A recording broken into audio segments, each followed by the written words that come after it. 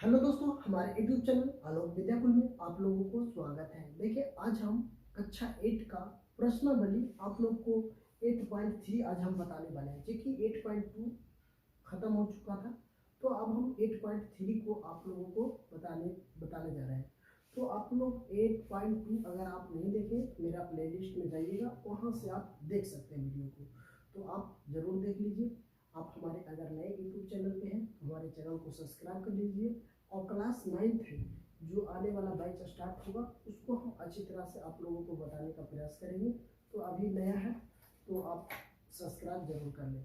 चलिए ठीक, देखिए क्वेश्चन हम समझते हैं। सबसे फर्स्ट क्वेश्चन है कि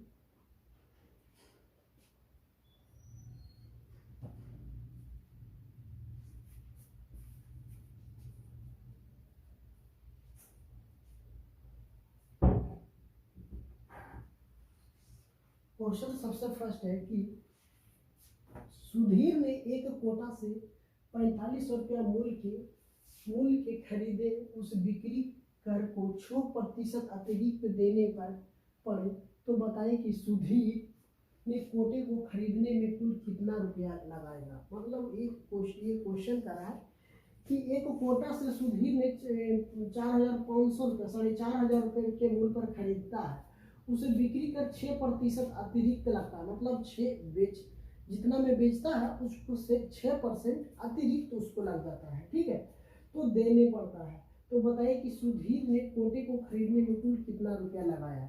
मतलब जो कोटा में लगाया पैसा उसके बारे में पूछ रहा है। तो चलिए सबसे पहले हम लिख देते हैं कि कोटे का क्रय मूल्य क्या होगा। यहाँ पे हाल में चलते हैं, लिखते हैं कोटे का क्रय मूल्य। कोटे का क्रय मूल्य की मतलब आप समझ रहे हैं कि खरीदारी मूल्य कितना है, 4500 रुपया, ठीक है। तो 4500 रुपया हम लिख दिए। करा अब लेकिन करा कि 6% अतिरिक्त दे रहा है ना, तो बिक्री कर में कितना, बिक्री कर कितना करा, 6% अतिरिक्त। बिक्री कर कितना दे रहा है, 6% अतिरिक्त।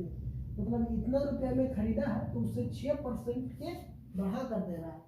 तब हमको पूछ रहा है कि कोटे का कुल खर्चा कितना हो जाएगा। तब कोटे का कुल खर्चा कितना हो जाएगा। तो सबसे पहले 6% दिया है कितना का, 4500 रुपये के। तो हम निकाल देते हैं 4500 गुने 6%। सॉरी 6% है तो परसेंट की जगह पे हम 100, तो परसेंट कैंसिल हो जाएगा। 2 शून्य से 2 शून्य काट देंगे। अब कितना हो जाएगा, 6 × 30, हाथ में 3, 6 चौके 24 है ना, 24 3 कितना होगा, 27। 270 रुपया और इसको लग जाता है ना, 270 रुपया और लग जाता है। तो कह रहा है कि कोटे का पूरा खर्चा कितना हो जाएगा। मान लिया कोटा से 4500 रुपया में लाया, उसको गाड़ी भाड़ा 6% अतिरिक्त भाड़ा लग गया। जब 6% अतिरिक्त भाड़ा लग गया तो भाड़ा कितना लगा, 270 रुपया, 6% का 270 रुपया। तो अब टोटल पूछ रहा है कि कोटे से खरीदने में कुल कितना रुपया लगा। तो अब हमको कोटे से टोटल की बात कर रहा है, तो हम लिख देते हैं कोटे का कुल खर्च, है ना। लिखते हैं यहाँ पे कोटे का कुल खर्च। कुल खर्च कितना हो जाएगा, कोटे का क्रय मूल्य, मतलब टोटल क्रय मूल्य कितना है, 4500 प्लस 270। अब हम इसको जोड़ देंगे, हमको कितना हो जाएगा, 0, ये हो जाएगा 7, ये हो जाएगा 7, मतलब कि 4770 रुपया टोटल इसको पैसा खर्चा लगता है कोटे से लाने में, ठीक है। तो कोटे से लाने में कितना टोटल खर्चा होता है, 4770 रुपये का खर्चा होता है। चलिए ठीक है, अब हम नेक्स्ट क्वेश्चन देख लेते हैं। इसी में क्वेश्चन नंबर अब हम 2 देखते हैं। क्वेश्चन है दूसरा क्वेश्चन, बच्चों समझते हैं। क्या रहा दूसरा क्वेश्चन कि एक दुकानदार ने अपनी दुकान से 3 महीना की बिक्री के बाद कितना, 450 500 रुपया, मतलब 45 रुपया बैट के रूप में जमा किया, ठीक है। बैट के रूप में मतलब कि जमा किया, ठीक है। यदि बैट की दर 4% हो तो यह बताइए कि उसे कितना मूल्य राशि का सामान बेचा। मतलब कि 4% की अति से क्या, तो कह रहा है कि बताइए कि उसे कितना रुपया के सामान बेचा। तो सबसे पहले सामान बेचा, सबसे पहले मान लेते हैं हमको पता नहीं है, तो हम क्या करते हैं, सबसे पहले हम मान लेते हैं कि माना कि सामान का मूल्य 100 रुपया है ना। सबसे पहले यहाँ पे लिख लेते हैं, माना कि सामान का मूल्य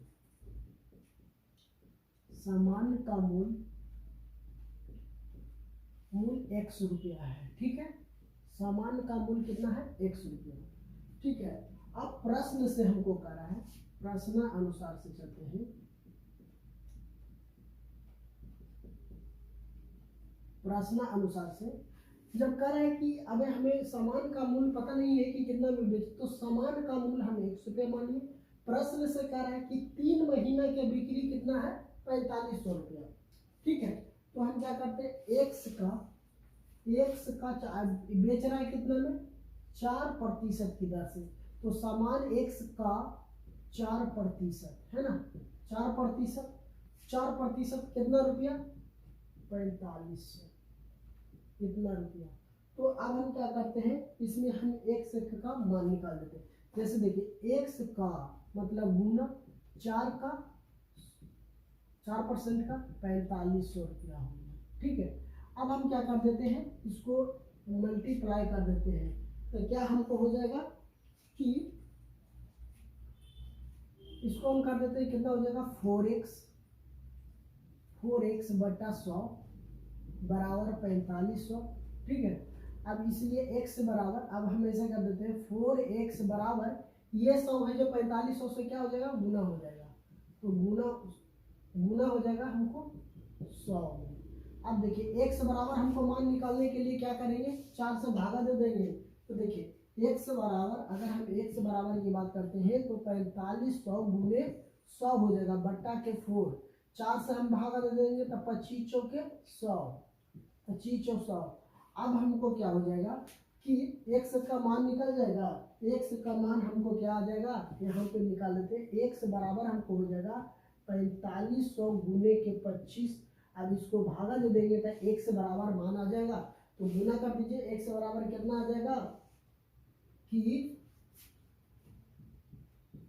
इतना रुपये आ जाएगा। ठीक है, इतना रुपये मतलब कि सामान कितना रुपए के बेचे? कहाँ ढाई से 10,000 लाख, मतलब कि इसका सामान का मूल्य है 1,12,500 रुपया, है ना।